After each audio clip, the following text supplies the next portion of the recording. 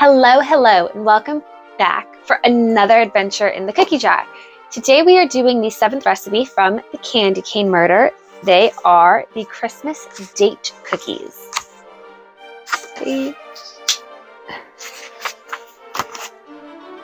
And these two. So these do need to chill. So once again, prep them, and then preheat your oven. Don't preheat your oven yet. So it says, do not preheat oven quite yet. This dough must chill before baking. You're going to need 2 cups chopped pitted dates. You can buy chopped dates or sprinkle whole pitted dates with a 1/4 cup flour and then chop them in a food processor. I couldn't find chopped dates, and a 10-ounce by weight container of whole pitted dates ended up being exactly 2 cups when I chopped them in my food processor. 3/4 cup boiling water, 1 cup melted butter, 2 sticks, 2 cups white granulated sugar, 2 teaspoons of baking soda, 1/2 teaspoon of salt, 4 beaten eggs, just beat them up in a glass with a fork, 2 cups semi-sweet chocolate chips, that's 12-ounce package, 5.5 cups flour, don't sift, pack it down in the cup when you measure it, and then finally 1/2 cup white granulated sugar in a small bowl for later. The notes throughout the recipe are simply, they melted the butter in a Pyrex measuring cup. If you don't have an electric mixer, don't worry, you can do this by hand, but it will take a bit of effort.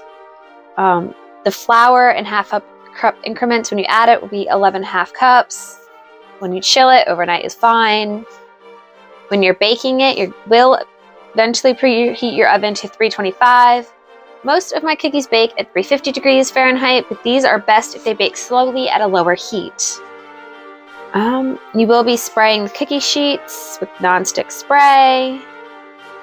They'll cook for 10 minutes, cool a minute or 2, and then go to wire racks. It says yield 8 to 10 dozen great cookies. You can freeze any extras for up to 3 months in freezer bags. And then there is a note at the end. It says, Hannah's note, all the Murphy men are crazy about Christmas date cookies. Michelle said she baked a whole batch one day when Lonnie was visiting her at McAllister. They ate about a dozen and they ran out of milk. Michelle dashed to the corner grocery store to buy some, and when she got back, every single cookie was gone. So these sound like they're going to be really good, and let's get started. This is all the ingredients we will be using today for these cookies. So we want to take our dates and our hot water, and we're just going to pour them together. And it says to mix them up with the fork. I don't know if we're trying to rehydrate the dates or what, but maybe we're trying to flavor the water. Next, we want the melted butter. Well, it says to melt the butter for 90 seconds, but why it would say to melt the butter when it's already supposed to be melted for the recipe ingredients, I don't know. That is the 2 cups of sugar, the baking soda, the salt,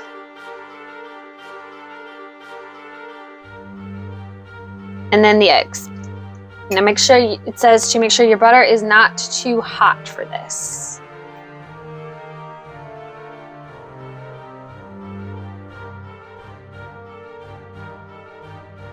Okay, so it doesn't say anything about taking the water out, so I'm just going to dump the dates and the water into the mix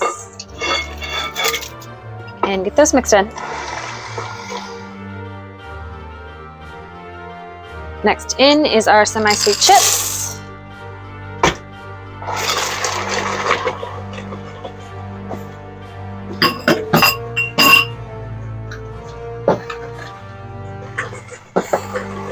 Next, we are adding the flour. It says in 1/2 cup increments. So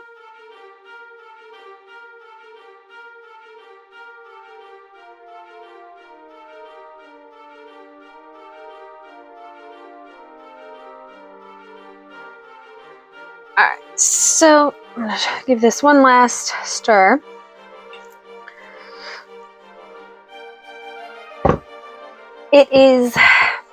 It's thick and it's sticky. I can definitely see why this requires chilling time. So Just gonna cover it up and pop it in the fridge until tomorrow morning. I will see you then. Okay, so what we are going to do is we're going to spray our trays.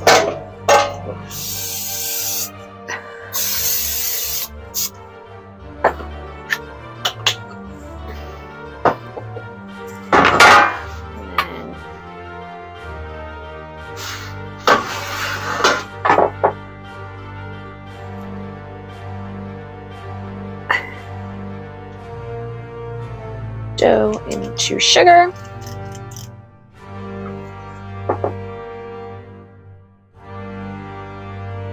And then plop it down.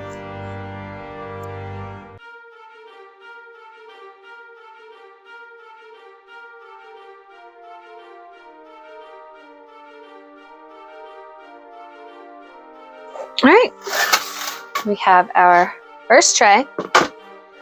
Just going to scoop up the rest and we'll see how many we get. It has taken some time, but I finally have them all scooped up. There's about 10 dozen. There's 118. They'll go in at 325 for 9 to 10 minutes. And we'll see what they look like. So I finally got all of them baked off. Definitely took a while.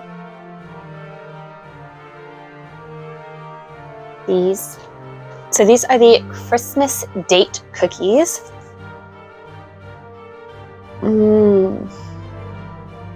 They're still a little warm, so the chocolate's still kind of melty. They're soft. And chocolate and date goes really well together. And it does remind me of the Christmas date cake. They are very, very similar.